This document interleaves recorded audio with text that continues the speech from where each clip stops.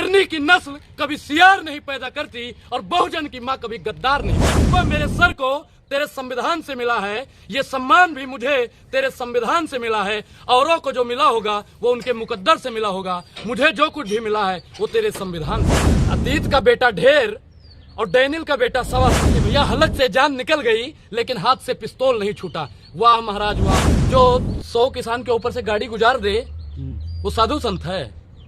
बोलिए। वो शेरनी का दूध है जो जितना ज्यादा पिएगा वो उतना ही ज्यादा दहाड़े।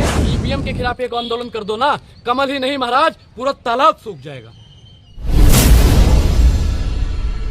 देखिए बाबा साहब ने जो अधिकार हमको और आप लोगों को मिला है ना, बाबा साहब को हम भुला नहीं सकते हैं। बाबा साहब वो हस्ती हैं कि जिनको लोग पूजनीय मानते हो, पूजनीय मानना भी चाहिए। हिंदू मुसलमान सिख ईसाई सबके लिए बाबा साहब ने बराबर अधिकार दिया। अगर बाबा साहब चाहते तो उनको स्वर्ण समाज वालों ने सताया था तो चाहते तो उनको दबा सकते थे, बहुजन साथियों को ज्यादा अधिकार दे सकते थे। लेकिन आपने कहावत सुनी होगी कि शेरनी की नस्ल कभी सियार नहीं पैदा करती और बहुजन की माँ कभी गद्दार नहीं पैदा करती। तो बाबा साहब बहुजन से थे, उन्होंने सबका साथ सबका विकास और सबके विश्वास की बात रखी। संविधान में सबको बराबर का अधिकार दिया। बाबा साहब ने हमेशा एक तरफा कभी फैसला नहीं किया, सबको समानता। में जो जो अधिकार मिले हैं, ये नहीं है कि हाँ ब्राह्मण महिलाओं को ज्यादा अधिकार, दलित महिलाओं को कम अधिकार, नहीं, ब्राह्मण मतलब सबको बराबर। बाबा साहब और गांधी जी के बीच में भी एक बार नोकझोंक हो गई थी हिंदू को लेके। उन्होंने कहा हिंदू कोई धर्म नहीं है, वास्तविक में हिंदू कोई धर्म नहीं है। ऐसे प्रधानमंत्री भी जानते हैं और भी लोग मानते हैं सत्य सनातन वैदिक धर्म है। उस पर बाबा साहब की और गांधी जी की नोकझोंक होने लगी। बाद में जब गांधी जी को पता चला कि वाकई में हिंदू कोई धर्म नहीं है तो गांधी जी ने अपने पत्र में लिखा कि बाबा साहब मैं आपकी बातों से सहमत हूँ और अगर मुझे मेरा अगला जन्म होता है तो मैं एक दलित समाज में पैदा होना स्वीकार करूंगा। मैं अनुराग मैं भी कहता हूं कि अगर मेरा अगला जन्म होता है तो मैं भी किसी अछूत के घर में पैदा होना स्वीकार करूंगा। लेकिन ये रुतबा मेरे सर को तेरे संविधान से मिला है, ये सम्मान भी मुझे तेरे संविधान से मिला है। औरों को जो मिला होगा वो उनके मुकद्दर से मिला होगा, मुझे जो कुछ भी मिला है वो तेरे संविधान से मिला है। बाबा साहब ने कहा था कि शेरनी शिक्षा वो शेरनी का दूध है जो जितना ज्यादा पिएगा वो उतना ही ज्यादा दहाड़ेगा। तो अनुराग कहता है कि संविधान वो शेरनी का दूध है जो जितना ज्यादा पढ़ेगा उतना ही ज्यादा सरकार की हलक से अपने अधिकारों को खींच लेगा। अभी भी कुछ लोग हैं जो घोड़े पर चढ़ना चाहते हैं। अरे चढ़िए, हमको दिक्कत नहीं है, लेकिन बाबा साहब ने वो मंत्र दे दिया है कि आप स्वर्ण समाज के सर पे बैठ जाओ।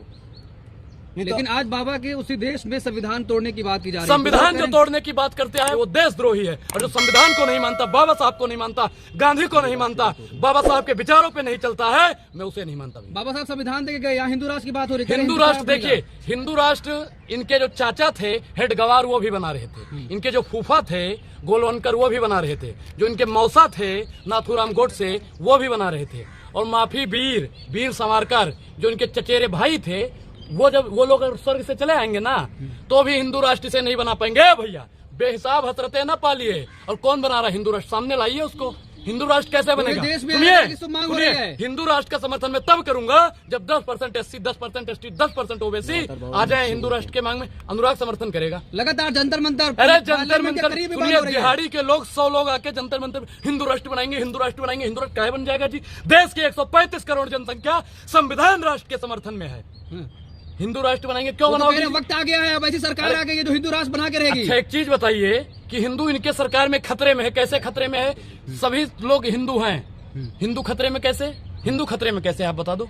हिंदू अगर खतरे में है तो पूर्ववर्ती सरकार बढ़िया है, मोदी जी को हटा दो, हिंदू सुरक्षित हो जाएगा। फिर कह रहे अभी टाइम लगेगा, इसलिए और टाइम दो तब सुरक्षित। अरे कोई हिंदू सुरक्षित है, न हिंदू खतरे में है, न मुसलमान खतरे में है। सिर्फ और सिर्फ भारतीय जनता पार्टी की दुकान खतरे में है। वो सिर्फ और सिर्फ हिंदू मुसलमान पे राजनीति करते हैं। अगर उनमें हिम्मत है तो एक दिन महंगाई, बेरोजगारी और विकास पे बात कर ले, दुकान बंद हो जाएगी। संविधान दिवस के दिन पर उन लोगों को क्या कहेंगे? किस चीज का डंका बज रहा है? किस चीज का डंका बज रहा है? संविधान की धज्जियां उड़ा रहे हो।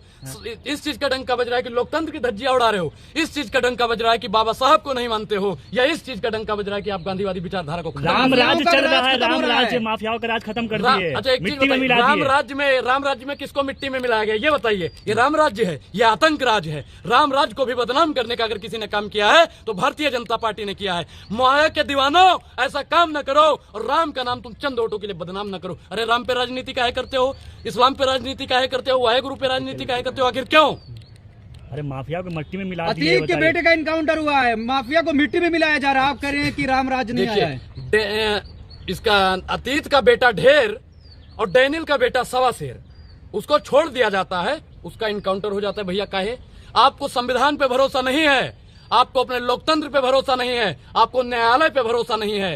अरे भैया काहे बुलडोजर चला रहे हो, काहे इनकाउंटर करवा रहे हो? आप न्यायालय बंद करवा दीजिए, सुप्रीम कोर्ट बंद करवा दीजिए, जितने भी जज हैं उनको भैया बैठा दीजिए। कह रहे हैं पुलिस से गोली चलाएंगे, छोड़ दिए जाएंगे। पुलिस पे कौन सी? एक चीज बताइए भैया, हलक से जान निकल गई लेकिन हाथ से पिस्तौल नहीं छूटा। वाह महाराज वाह, वाह रे महाराज वाह, वाह रे तेरी लीला। आप माफियाओं के साथ कह है। रहे थे पुलिस पे गोली से मैं क्या कह रहा हूँ, गलत हो उसे कोर्ट सजा देगी। अतीत अहमद के बेटे को सजा दे देते, 10 साल की 20 साल की उम्र कैद दे देते, फांसी की सजा दे देते, लेकिन वो कोर्ट को देने का अधिकार है। अरे तुमने पुलिस वालों को तो सरकारी लाइसेंस दे दिया जी, जिसका मर्जी ठोक दो, इसको मर्जी ठोक दो। कहाँ का है भैया, कहाँ का नियम बना लिया अरे तुमने? खूंखार अपराधी तो ये ठोकेगा नहीं। एक चीज बताइए, हाँ। जो 100 किसान के ऊपर से गाड़ी गुजार दे वो साधु संत है? बोलिए, साधु संत है वो? उन पे आप लोग बात नहीं। इस देश में सुनिए, इस देश में सिर्फ और सिर्फ चुनिंदा मुसलमानों को चुन चुन के मारा जा रहा है। मैं भैया देखिए, अतीत अहमद का बेटा अगर गलत था तो उसे न्यायालय से ओवैसी की भाषा बोल रहे हो। मैं ओवैसी की भाषा नहीं बोल रहा हूँ। आप जाइए और उनके क्या नाम था उनका, जुनेर और नासिर, उनके आरोपियों को भी मारिए ना। ऐसा तो है नहीं कि मुसलमान ही आरोपी है। आरोपी यही तो बात तो वैसी साहब कह रहे हैं, आप भी उसके हमें मिला रहे हैं। ओवैसी साहब ने गलत कहा है, बोल दीजिए आप गलत कहा है। देखिए संविधान में सजा का प्रावधान सबके लिए। ऐसा तो है नहीं कि भैया मैं ब्राह्मण हूं, अगर मैं अपराध करता हूं तो मैं संस्कारी हूं। आप मुसलमान हो, आप अगर कुछ कर देते हो गलत तो आपको गोली मार दिया जाएगा।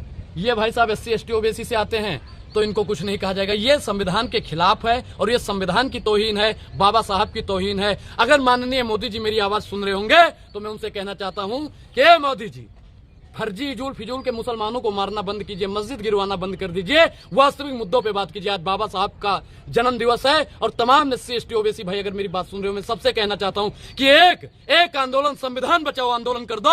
देश में कोई आंदोलन करने की जरूरत नहीं पड़ेगी। आज मुसलमान मारा जा रहा है, कल हिंदू मारा जाएगा, पर तो सिख मारा जाएगा। जब तक सब लोग सड़क पे नहीं उतरेंगे तब तक ये संविधान और बाबा साहब की हत्या करते रहेंगे और ये अनुराग अपने जीते जी होने नहीं। मोदी जी कह तो रहे कुछ लोग हैं जो मेरी छवि को खराब कर रहे हैं। आप भी मोदी जी की छवि, कौन सी मैंने छवि खराब कर दी?